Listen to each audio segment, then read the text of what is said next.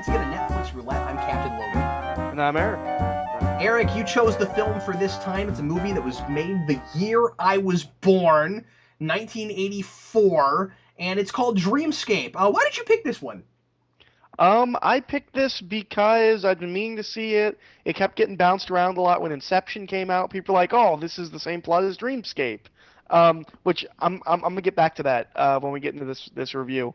Um, but it always sounded like something kind of interesting, and I was kind of interested by the fact that the poster looked like it was an Indiana Jones knockoff, which it's Oh not. yeah, it's not at Uh, all. but in the on Netflix it described it as like a horror thriller. I was like, oh, I bet you there's interesting things that you can do with dreams, as a horror thriller. So yeah, it was just a movie I was kind of interested in seeing that I'd heard about. So This movie has some actors I like in it. Dennis Quaid is here, really young Dennis Quaid, and really young, like I had to keep reminding myself it was Dennis Quaid. yeah, and Christopher Plummer, who's an actor I've always liked a lot. He plays the evil government operative guy in this. And if you're not familiar with Christopher Plummer, the place I first saw him was, of course, as General Chang in Star Trek Six. Of course, General Chang. Yeah. Oh, come I on, everybody loves Star General Trek Chang. 6. Well, then you need to see it because he quotes Shakespeare a lot and spins around in his chair, and it's fantastic. Okay. Anyway, Apparently he was but in yeah, Spell the Dragon Tattoo. I saw that. but Um, yeah, he's been in a whole lot of stuff, and classically trained actor, and that kind of thing. So I don't know. The casting was pretty good in this, This also has and Max von Sydow, who I'm still trying to figure out why he's like a name.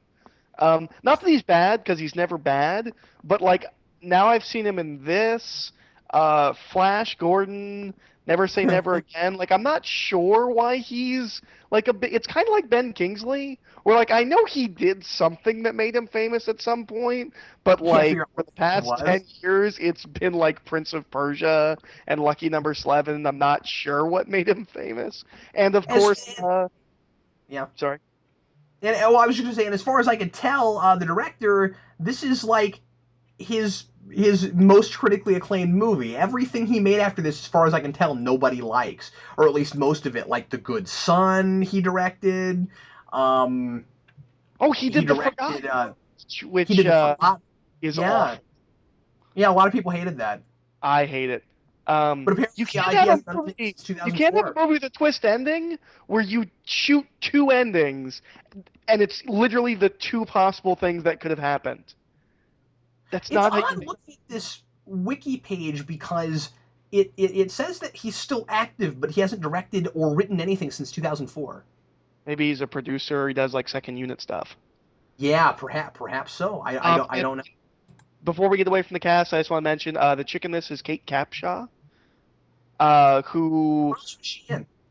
probably best well known as Willie in Temple of Doom. Oh, that is who that is. Okay, I knew her from someplace and I couldn't place it. Also, Steven Spielberg's wife. Really? Okay, cool. I didn't know that. Met on the set of Temple of Doom. Have been married, I don't know, for a while. Wow. Still married as far as I know. That's really interesting. Well, let's jump straight into this, shall we? The first thing that I was surprised by with this movie was that I kind of expected it. I don't know. I think I did the same thing you did. I looked at the poster and I started having expectations, and I think I sort of expected this to be kind of a fantasy piece. Was surprised when it went in more of a science fiction direction, and was even more surprised when it became almost completely political, not satire, but political commentary. Yeah. I don't know what It I is a was expecting total, from it is a this. total politics driven film. Oh yeah, no, no, no, it absolutely was. I don't know what I was expecting from this. I was expecting more of like a fun adventure movie where like they Yeah, run exactly. through people's dreams. And I thought Uh, there would be a whole lot of dream walking and that kind of thing. And I guess I expected it. I mean, 1984, again, looking at that poster, I was thinking of things like Labyrinth and stuff. I guess I kind of expected this movie to be kind of weird. yeah, yeah. This was not the movie I thought it was. No, no, and I'm not criticizing it for not being what I expected. Oh I just no, want to not get at that out of all. the way because I think that's interesting. I just, you look at this and you're like, okay, we got to gear ourselves up for something kind of like drug induced, and it's not like that. No, no, not at all. But I, based on the premise, I thought it was like Dream Thieves. Like that's what it sounded like. Was it? It kind of sounded like Inception, where it's like people go into other people's dreams and steal information. That's kind of what it is background wise. Like that's what the bad guy wants. Well, that's it. Almost Yeah, and feels like it's sort of a conspiracy within a conspiracy, right? Because the evil government guy claims, or for a while he kind of acts like that's what he's doing, and then it turns out that he wants to use it more as an assassination tool because he wants to right. kill the president, and then once the president's dead and he takes over, he wants to use it to assassinate, America's enemies and anybody that doesn't agree with him. And one thing I kind of appreciated was that his plan is actually pretty sound. Yeah. Like his plan is actually pretty valid. I was sort of impressed with that because a lot of the time you'll have this kind of thing where it's like we have this really cool sci-fi technology and the bad guy is going to use it, but he doesn't really have a good plan, and so anybody should be able to foil it. And his is almost foolproof. I mean, he wants to like get into people's dreams and kill them so that it looks like they died in their sleep, and it would be really hard to prove how these people died, especially if you could get a psychic like they do by the middle and then end of this that can do it without the machines. Yeah, when he has that he has a scene where he says something like that. He's like, "What are you gonna say? That I killed you in your dream? Like Yeah. who's gonna believe you?" And Uh, with the president, it was common knowledge that he was having a difficult time operating because he kept having these nightmares he couldn't shake. I was I'm kind of I don't know anything about sleeping or dreams more so than like I sleep and I have dreams. Did you feel like they put a little bit too much more importance on dreams? Like I wondered about everything it a that's lot. wrong with you connects to your dreams. If you have erectile dysfunction, it's because of your dreams. If you this, you it's because of your dreams. Yeah, I thought so too. And I thought that was where the sophistication of the piece kind of broke down because the idea that you could go into a person's dream and potentially deduce something about what's wrong with them psychologically or the kinds of like things that are bothering them that are leading to depression or other sorts of mental issues makes a lot of sense. But the fact that it was that also the distinction is also at the same time it was always the dreams themselves that were causing the problems. So you Yeah. have that little kid, and the dream was so was so terrifying that it killed one of the psychics, if I'm remembering this right. I And wasn't sure if it was so terrifying or if he just got killed in the dream. well, but I thought that the deal was it was like Dennis Quaid. You can't go in that kid's dream because last time somebody went specifically there, they got killed. I thought it was because of the snake guy. I thought the snake guy killed them. Oh, okay. I guess we're splitting hairs, but it was the kid. It was specifically the kid's dream that killed the guy. That's what I And assumed. yeah, I that's what mean, I I guess it could have been somebody else's dream because they said you're not ready for something like that yet. I guess it could have been somebody else's. But no. yeah, I thought I specifically said it was that kid because Dennis Quaid kept saying, "Well, I want to help that kid." He said, "Well, the last person that went into his dreams, they were letting Dennis Quaid go into other people's dreams." yeah. You know what? What kind of bothers That me was a about that? plot point. I'm almost positive about that. But I'm sorry, real quick. Back to your point. You're absolutely right. The problems are all tied directly to people's dreams, and it didn't feel very real world that way. I don't. It doesn't seem like that really happens that way. The thing with that kid's dream, and the Snake Man, it actually kind of bothered me. Um, is that any scarier than anything else a kid would dream about? Like, why did that? Like, I wanted to know, like, did that dream mean something? Like, why was he having that dream? What made Yeah. that dream so much worse than like I remember as a kid having really scary dreams. Like, what made that dream so prevalent? Like, I felt like they wanted to use dreams as like an explanation for everything, but they didn't Yeah. want to give explanations for the dreams. Yeah, you're absolutely right. I wanted some kind of connection there too with his personal life because I thought the whole thing with the man who was afraid his wife was cheating on him, I thought that worked. I thought that was a little on the nose, and I felt like um because when they say something where they're like, well, there's he's just going through like a rough patch, whatever, and he has this like where he looks off into the distance. I felt like I got the impression like he was like that because he kept having this dream. Like I didn't feel like he had inadequacy issues. I felt like he just kept having this dream and like it was putting him off. See, I felt that way with everybody else, but with his, he specifically could not remember what dream he had. Oh, do they say that? Well, yeah, because if he was able to just explain the dream to anyone, no one would have to go into his dream to find out what his problem was. Oh, well, he like looked off in the distance. I thought he just wasn't saying something, anything. Was like, no, no, there's nothing wrong. I was pretty sure that he just couldn't remember the dream that he was having. I mean, you're Yeah, the right, it writer was of on this the nose. wrote Star Trek Five. Say that again? The writer of this wrote Star Trek Five. You must have co-written it with Shatner, because Shatner plotted Star Trek Five. Well, of the three listed writers, this is the only one that has like a link. And he's listed for Star Trek Five, the amazing Three Musketeers film from the early '90s that I love, Yeah. um, and Tom and Huck, which I really liked as a kid. Um, but This yeah, wasn't a brilliant screenplay or anything. It's not bad, but I mean, like, most of the dialogue is kind of nothing I think special. this is the first film we've watched so far of this Netflix roulette that's okay. I don't really like this. I don't really not like this. I don't have like we were kind of differed on John dies at the end, but I felt like there was Yeah. a lot of interesting things to talk about there. I don't Hmm. have a lot with this. This is kind of par for the course 80s sci-fi movie. I think so too. Would you say that this is missed potential? Oh, I think this is a lot of missed potential. I think a lot of that potential was realized in Inception. Like I can totally see where people draw the line.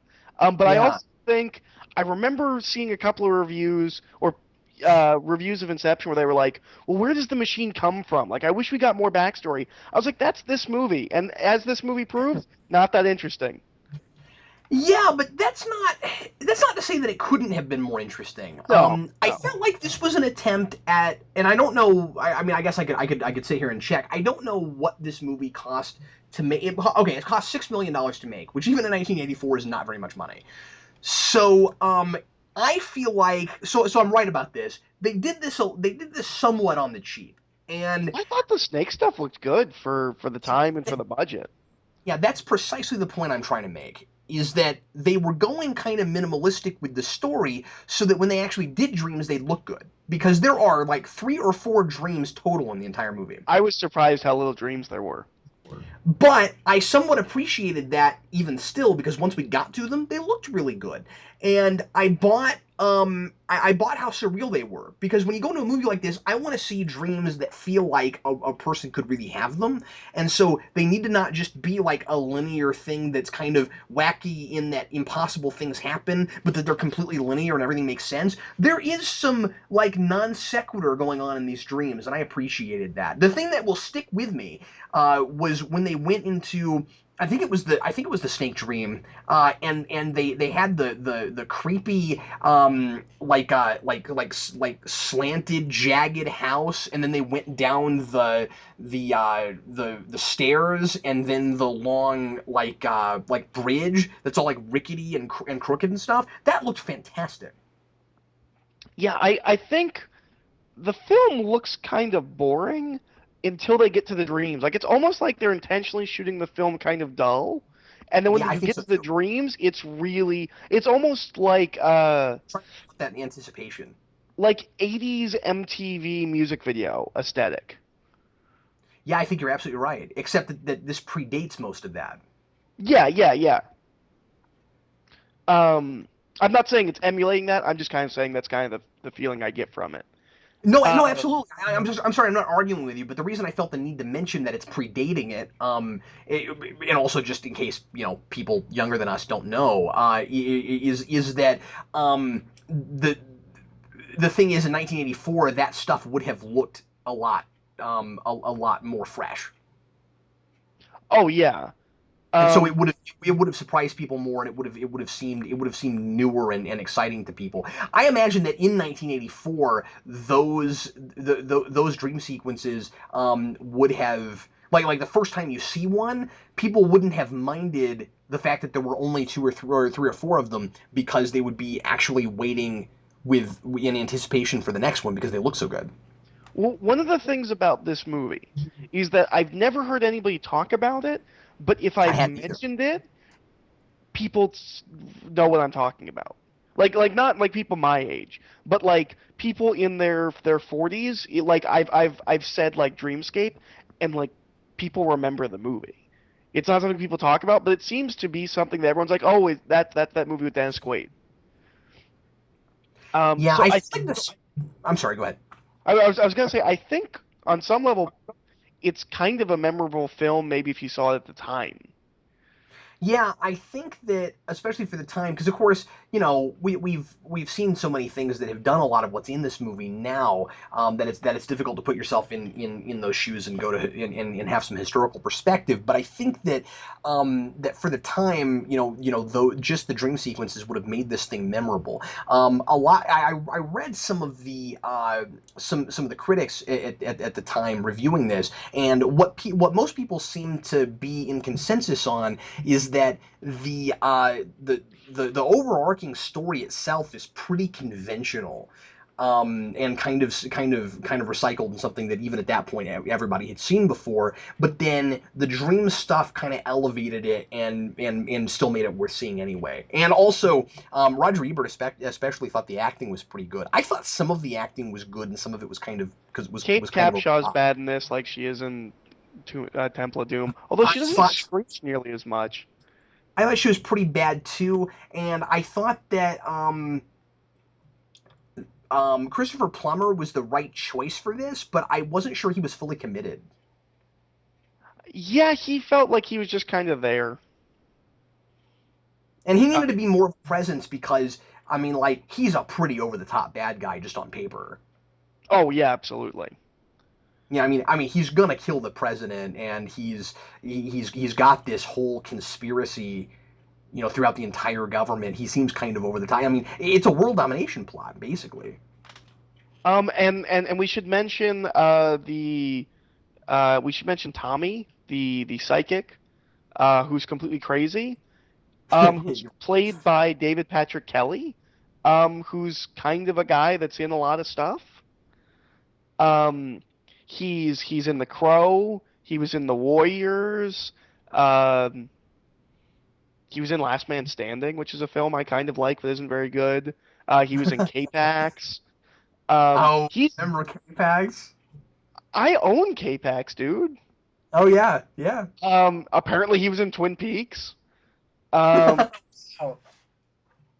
yeah, he's a character actor. He's in a bunch of stuff that you've probably seen, and like when you think about it, you're like, oh yeah, I kind of remember him in that. We haven't Um, talked a lot about actual plot in this. I want to ask you about is there something a with you. plot? Is there an actual plot? Well, no, there he is. It's just not. I don't know. It's just not interesting enough to Plot. really. It's there to have a plot.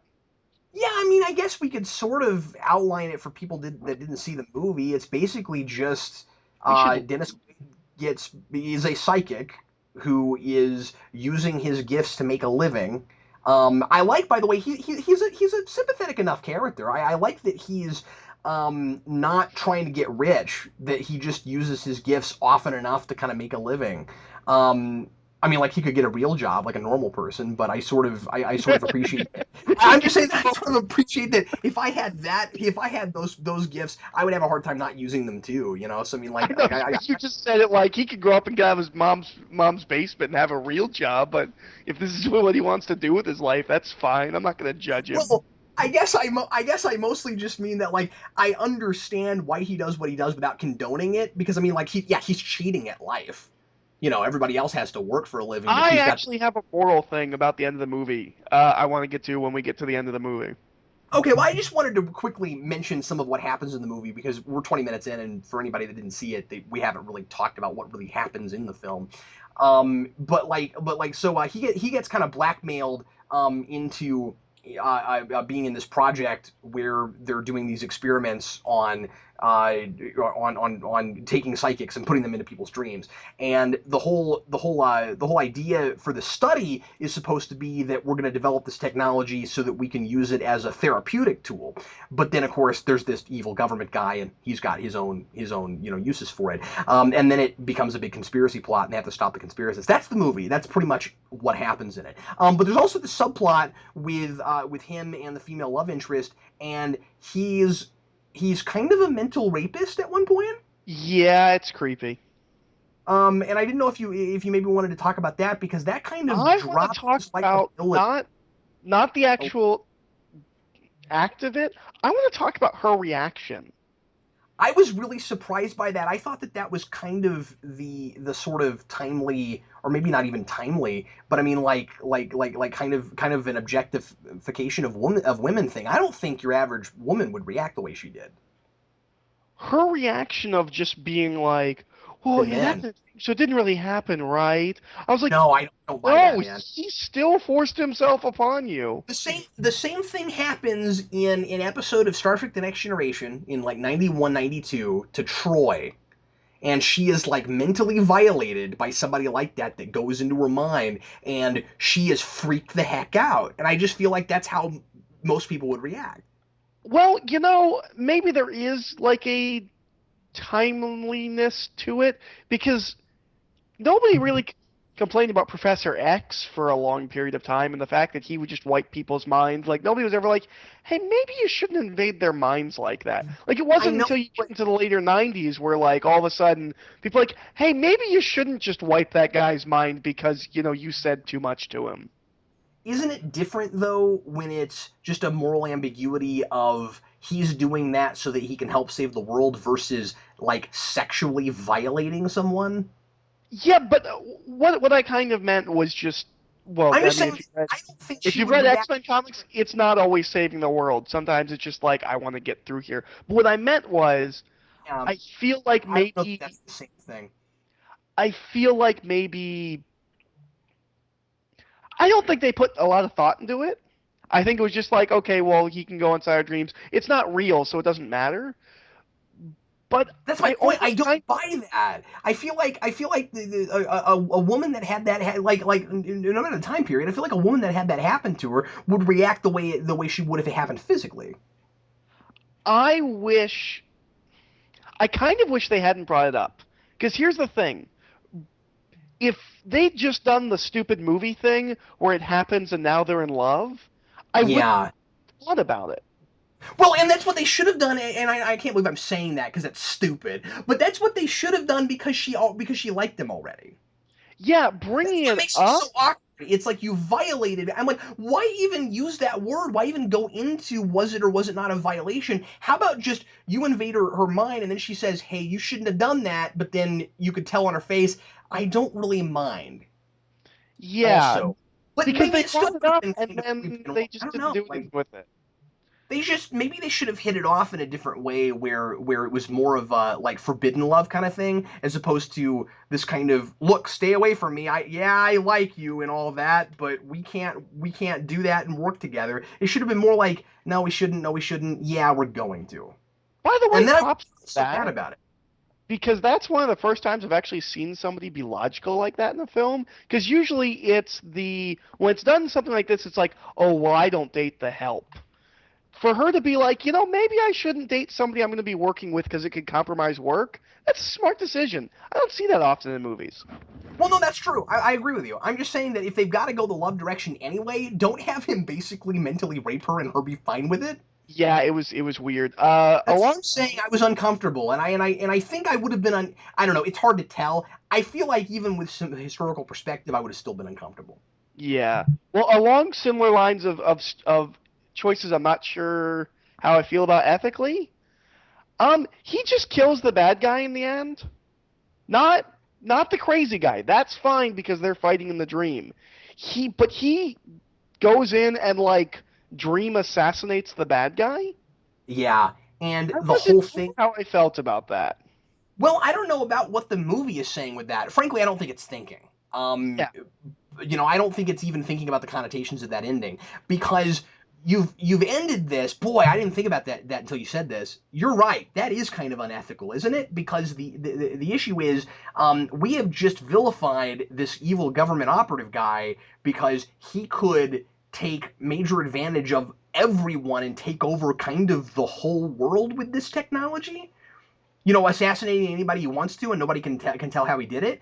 But this Yeah. guy is the psychic that is actually the real person who would be doing it, and he gets to be judge, jury, and executioner at the end. That's not good. And the way the film does it, it's like a throwaway joke. Like, oh, he won't be dealing with us anymore. Yeah, it was very conventional action movie. We killed the bad guy because we I hated that guy, right? I think what bothered me in this film as opposed to, say, a Stallone movie, this isn't that kind of movie. It's not. He kills the crazy guy at the end in the heat of, a struggle. This is not an action movie where he's going around killing people. It No. seems out of character and strange that he would just be like, I'm just gonna go kill this guy. And it's a movie about the dangers of one person having too much control. And what does Dennis Quaid have at the end of this movie but too much control? Yeah. So yeah, you're right. You're absolutely right. That's a problem. I had a big plot question. This is kind of the last thing I wanted to ask you about. I had kind of a. I wonder if this is a plot hole or if I missed something. Why is the crazy guy Tommy? Why is he able to do it without a machine at the end when he never could do that before? I thought he could do that before because he was psychic. Well, no, it took a psychic to do it anyway.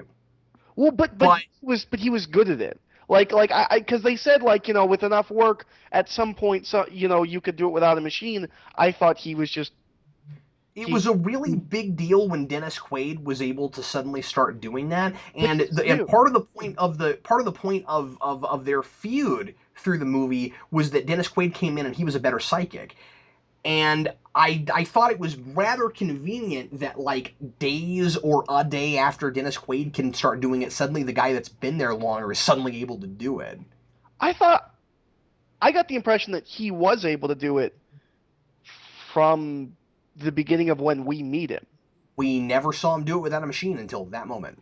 Oh well, then When maybe he he was. does it with the president, suddenly he's. If I'm remembering this right, I could be wrong, that's what I thought happened. I don't think we see him do it without a machine until he does that. Until he does it with the president, and also remember that he he kept. Actually, no. I'm sorry. I was gonna say that he had that one mess up, but that wasn't a mess up. He killed that person on purpose. Never mind. But we're like he was always using a machine before. So I mean, maybe he didn't really need the machines and he was just pretending. But that's not told. We're not told that. Right. So I'm just not sure. Actually, before we end this, I do want to say I love his first scene, where he's just in Dennis Quaid's apartment. Which actually Yeah. I actually have something to say about that too, but that's a real small thing.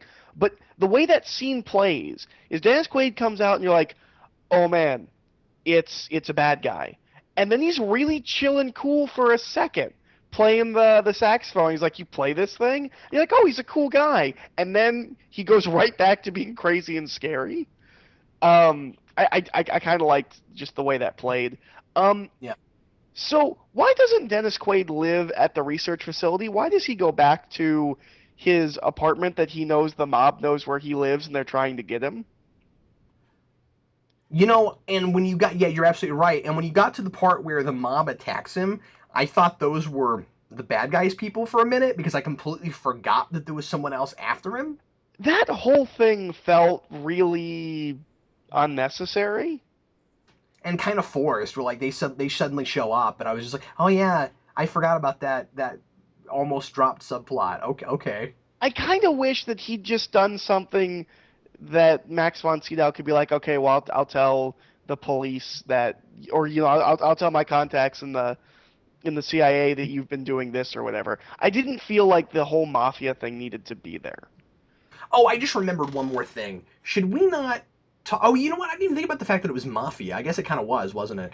With the horse track and all that. Yeah. Okay, I got one more question for you. Did you think, like I did, that the very last scene of the movie that was kind of this Twilight Zone, oh man, I can't believe that guy is there, that like it wasn't really thought out, and there wasn't really anything I was supposed to take from it other than, oh look, trick ending. I was waiting for. Uh, I was. Have you Because seen the? let me explain what I'm talking about, because I'm being cryptic. You get to the end and they're on a train, Dennis Quaid and his girlfriend. They're on a train, and they see that the conductor of the train is the same conductor from the dream she had during the weird mind violation scene. What were we supposed to take from that exactly?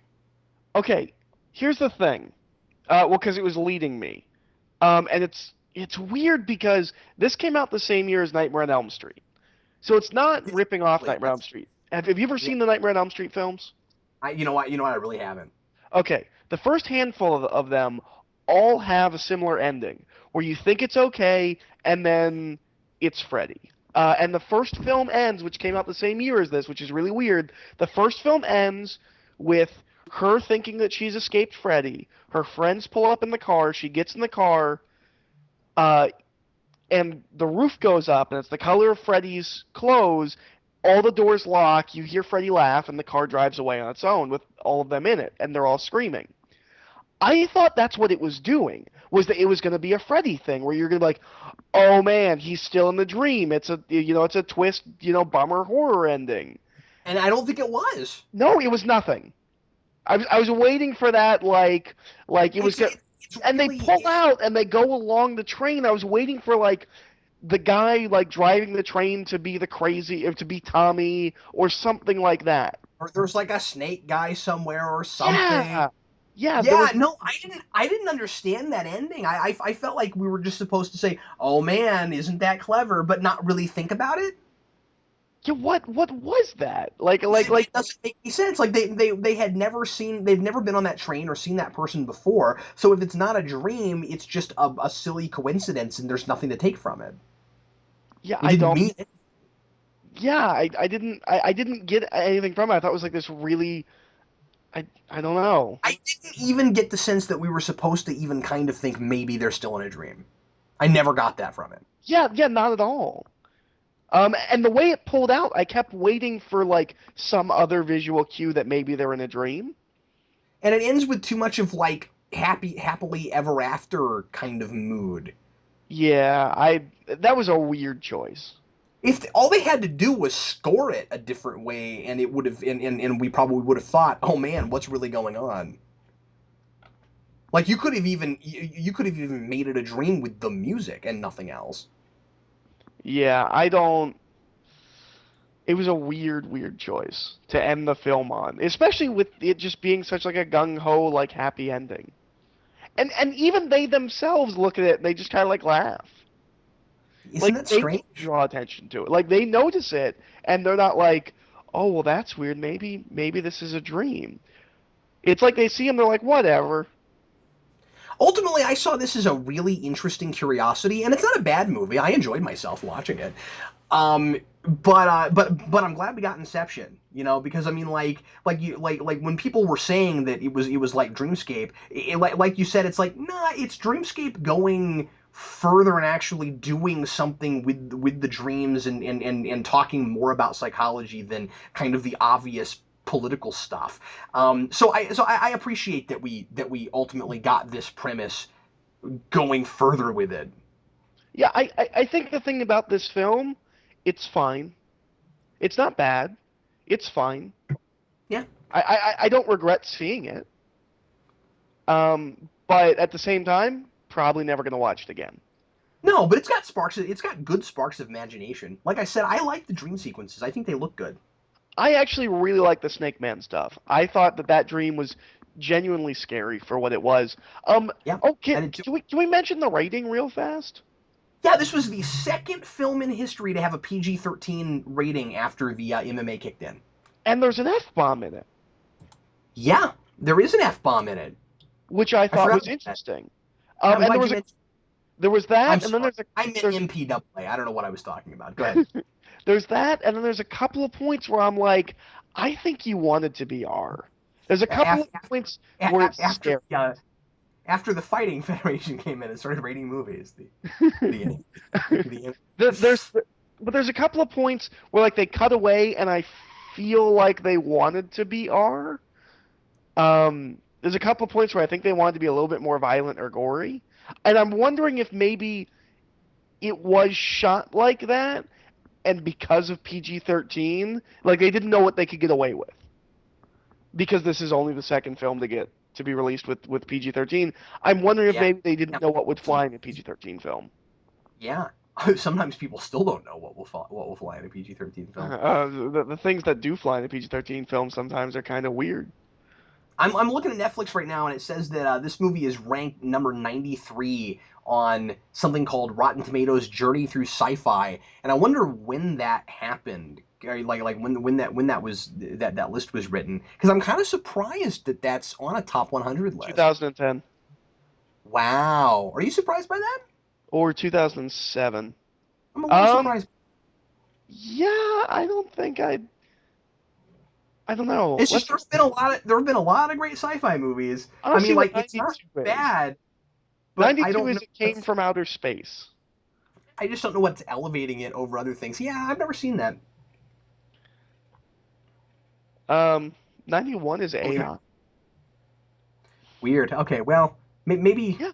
maybe whoever wrote that list just didn't watch enough good sci-fi movies. I don't know. Yeah, well, maybe when you do like a AI top is not, 100, like what? I said AI is not terrible.